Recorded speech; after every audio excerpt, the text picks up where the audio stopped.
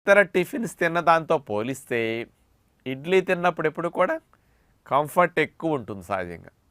అంచేత ఇడ్లీ మంచిదంటానికి ఆయిల్ లేకపోవటం, తేలిగ్గా అరగటం, హాయిగా మత్తు లేకుండా హెవీగా అనిపించకుండా ఉండటం ఇవన్నీ మంచి లక్షణాలు. మరి ఆయిల్ లేదు మంచిదే, మరి ఇడ్లీలో ఏమి లాభాలు ఉన్నాయి? పూరీ దోశతో, వడతో ఇట్లాంటి వాటితో పోలిస్తే ఇడ్లీ మంచిది అనుకుంటున్నాం కదా. ఈ మంచిది ఎలాంటిది అంటే నేనేమంటానంటే, కాఫీతో పోలిస్తే టీ మంచిది, మాంసంతో పోలిస్తే చేప మంచిది, పంచదారతో పోలిస్తే బెల్లం మంచిది, విస్కీతో పోలిస్తే బీరు మంచిది. దాంతో కంపేర్ చేస్తే పూరీతో, దోశతో, వడతో పోలిస్తే ఇడ్లీ మంచిది. కానీ ఇడ్లీలో మంచి అంటానికి ఏమున్నాయి చెప్పండి? అది నేను అనేది ఇక్కడ. ఇడ్లీ తింటే జబ్బులు వస్తాయని మీరేమంటలేదు ఎప్పుడు. కానీ ఇడ్లీలో ఏమి లాభాలు ఉన్నాయి, నష్టం లేదు.